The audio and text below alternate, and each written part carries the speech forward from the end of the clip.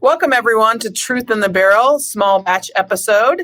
I'm Amy McGrath. So we all woke up this morning to find out that Donald Trump has directed that the United States resume nuclear weapon testing again after 30 years. I think we found this out via tweet last night. Talking about how dangerous this could be was something I really wanted to do today. And so we brought in Joel Rubin, a longtime national security expert with many years in the U.S. State Department. Welcome, Joel. Great to be with you, Amy. I appreciate it. When I woke up and found out this morning that Donald Trump said he was going to start nuclear weapon testing again, my first thought was WTF. Okay. From the background that I have, and I know you have, my first thought is, oh boy, this is terribly dangerous and unnecessary. But I wanted to hear from you. You know, for our listeners, the United States, haven't conducted a nuclear weapon test since 1992. And we stopped at the end of the Cold War. All right. So this is kind of a big deal. What's going on here, Joel? Well, Amy, I have good news. Your instincts are 120% right. WTF, I would add an O as well on that one. I was actually doing an interview last night covering the president's trip and his meeting with President Xi of China. And then they announced this, and I was stunned. Why would we do this? And I'll sum it up in a very simple phrase. It was a political move, not a strategic one. And that's very dangerous when we're talking about the world's worst weapons. All we need is several of these weapons to go off, and we could accelerate the potential for not just nuclear crisis, but sort of a nuclear winter. It's incredibly dangerous to play around with these weapons, and that's why we haven't tested in over 30 years. That's why there's been a universal test ban known as the Comprehensive Test Ban Nuclear Test Ban Treaty, the CTBT, that we're signatory to, but we haven't ratified. That's why the only countries that test are the scofflaws like North Korea and Pakistan did about 27 years ago. And it's really an astounding move, and it creates risks, not only in terms of damage from testing, but also to restarting a nuclear arms race, which is the last thing we need right now in the midst of all the global uncertainty that we're facing. I know that you're incredibly aware of. This makes no sense. It's just a political move. Donald Trump thumping his chest, perhaps, and it really just makes everybody less safe today than we were yesterday. Yeah, and you talked about the CTBT, which is a treaty that banned this testing at the end of the Cold War. And what's striking to me is we led the fight to get that treaty in place. The rest of the world agreed with us that this is, for decades, that this is a good thing. We should not be testing these weapons on Earth. We don't want any nuclear weapons detonated on Earth, right? Nope. And so for Donald Trump to come in here and say, we're going to go test again. And then apparently the reason for this is that the administration and the president says we need to keep pace with China and Russia because they're testing. So I want you to talk about that, because there's a lot of confusion about, cruise missiles and nuclear powered stuff versus testing an actual warhead. So let me geek out a little bit with you if I can. And for the audience here, I served for 3 years as the policy director for the Plowshares Fund, which is a leading nuclear nonproliferation foundation in the United States. I served in the Energy Department, and I also served at the State Department professionally for a number of years. And so what I'm going to talk about relates to all of those parts, which is the testing and the test ban. If you think about it, not only did we lead the diplomacy to make the world a safer place with less testing, but it also was a very strategic move, because what we did was we locked in the testing and the knowledge related to that testing to ensure that we were having an effective and a safe arsenal. And ever since 1992, we basically created a new nuclear security entity called the NNSA, the National Nuclear Security Administration, four-letter acronym, not easy, but that's housed at the Energy Department in the civilian component of the Energy Department, not in the military side of the Pentagon, in order to continually evaluate, monitor, and review our nuclear arsenal, which has received hundreds of billions of dollars over the years to maintain the health and safety of the stockpile so that it functions. So this idea that we don't know is just garbage. To be put in straight talk, it's a complete falsehood. Now you add to that we have all this knowledge. Other countries that want to acquire nuclear weapons, this is why I said it's not strategic. Other countries that want to acquire nuclear weapons or want to see what they don't have the capabilities that we have for the modeling, the computer modeling that is required to observe the arsenal. So think of Russia, think of Pakistan, North Korea. They had to physically test because they don't have the ability to review the stockpile otherwise. So I'll finish with this. What this test ban treaty has done is essentially capped the potential for new countries to become nuclear states. So if we lift that off and we start testing, and then Russia says, well, we have to test now too, because we can't look weak. And then China says, we have to test now too. There are 9 countries that we know of that have nuclear weapons arsenals, but over 40 have nuclear technology. What about those 30 in that delta? What are they going to start to do? And this is where it gets really dangerous and uncontrolled, and we lose strategic stability in the nuclear weapons and in the nuclear arsenal that we have and other countries have. And that's why this is such a dangerous idea.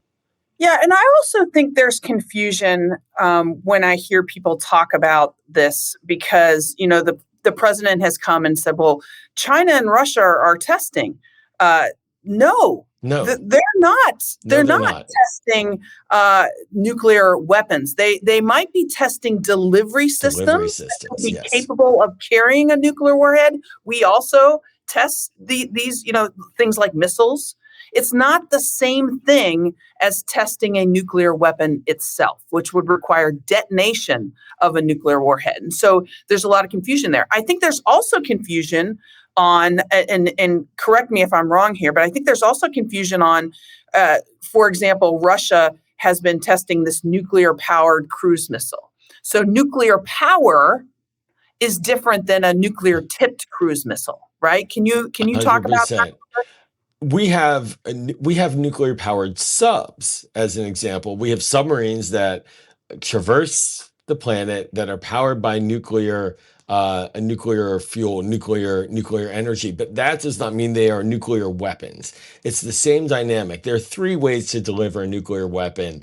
You can drop it from a plane, you can shoot it through an intercontinental ballistic missile, or you can shoot it from a submarine. Those are delivery systems. That's what Trump is. He's getting confused, or he sees the word nuclear and decides that a nuclear sub, a nuclear delivery system is the same as a nuclear bomb. It's not. One thing that's very important to also, Amy, to understand is that 90% of the world's nuclear weapons are in our hands plus Russia. So our 2 countries have nuclear weapons in an overwhelming level compared to the rest of the world. And there is a nuclear treaty between us and Russia called the New START Treaty that has maintained a capped level. That is set to expire in a year or so. That can be renewed. And then separately, we don't have any real agreements with China. What I would have loved to have seen yesterday is President Trump go to China and say, I want to negotiate with the Chinese and make sure that their nuclear arsenal doesn't get bigger. Instead, he's mixing up ideas, mixing up systems, and articulating a new policy that is based upon falsehoods and disinformation. And so that's what's very concerning about this moment as well. Does he think this is going to get the Chinese to stop building more nuclear weapons? Maybe he feel like thinks he's going to scare them somehow, but that is not and the gonna reasoning happen. behind it, saying that we need to keep pace with China and Russia. We do need to keep pace with other technologies like hypersonics and AI and drones, but not in nuclear weapons. We already have We have more more than nuclear enough. weapons than we need, enough to blow up the earth several times over. And as you said earlier, we spend a ton of money and resources making the arsenal that we already have very reliable. I mean, that's what Strategic Command does. And That's right. we've had strong deterrent for, I don't know, since 1945. That's right. And there's something very important what you just said about having this arsenal and having it safe, and it is strong, it is deterrent. As part of the New START negotiations in 2009, 2010, when we negotiated with Russia and came to an agreement, I think it was in 2011, it was ratified to have capped levels of strategic nuclear warheads. When we did that, in order to get it through the Senate, because it had to get ratified by the Senate, 2/3 of the senators, that meant a dozen or so Republicans had to support a treaty that President Obama negotiated with Russia. The deal was that massive amounts of money would be invested in the nuclear infrastructure through the NNSA that I referenced earlier. So we've been pouring tens of billions, and the Republicans won that. We've been pouring tens of billions of dollars for 15 plus years now into this infrastructure to maintain a safe and secure stockpile. And just numerically, we've got over 5,000 nuclear warheads. There are some estimates that nuclear winter could occur with less than 100 discharged. I mean, we have enough to blow up the world 50 times over. Obviously, one is too many in terms of use. Only two have been used in the history of the world. But this idea that we have to keep up when China has a tenth of what we have is also a complete misstatement of what the reality is. I just feel like um, this is crazy right now. And if we detonate Yeah, a nuclear it's weapon of crazy. in any sort of test, that would be a major problem for the world. It would be a major provocation to Russia and China. It is damaging to not only our own national security interests, but also to global security right now. And I'm wondering where Congress is. I wanted to get your take on one thing, and then I know you got to go, which is the fact that right now, with regards to these strikes in the Caribbean, the Democratic members of the Senate are not being briefed on any of these operations, and how unprecedented that is, and what are your concerns there?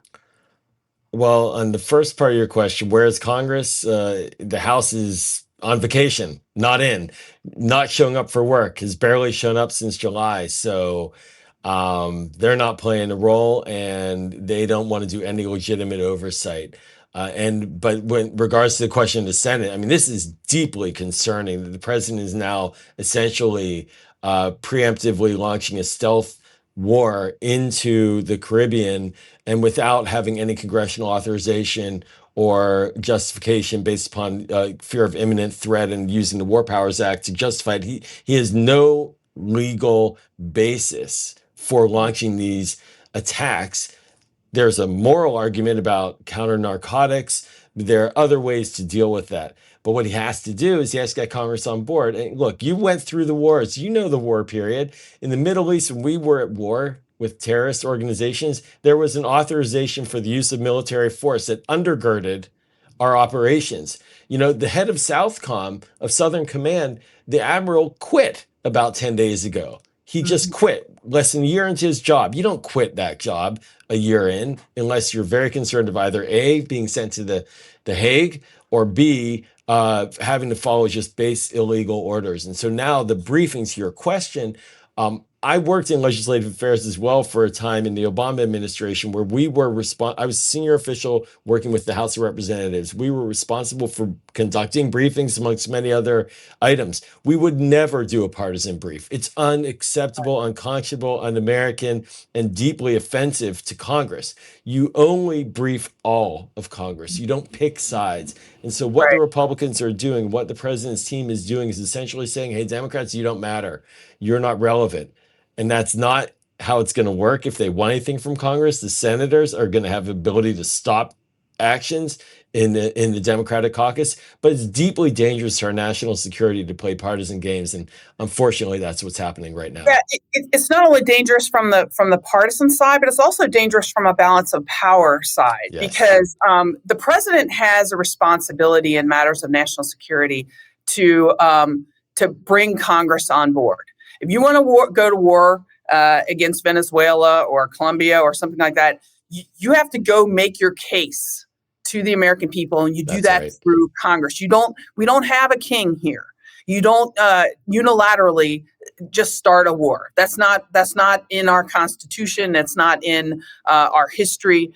You shouldn't happen. And even in cases in America's past, it hasn't been the president himself just snapping a finger and making it happen. They've always gone to Congress. They've always tried to get buy-in. And right now, they're not even briefing half of Congress on some of these operations. And as it pertains to the this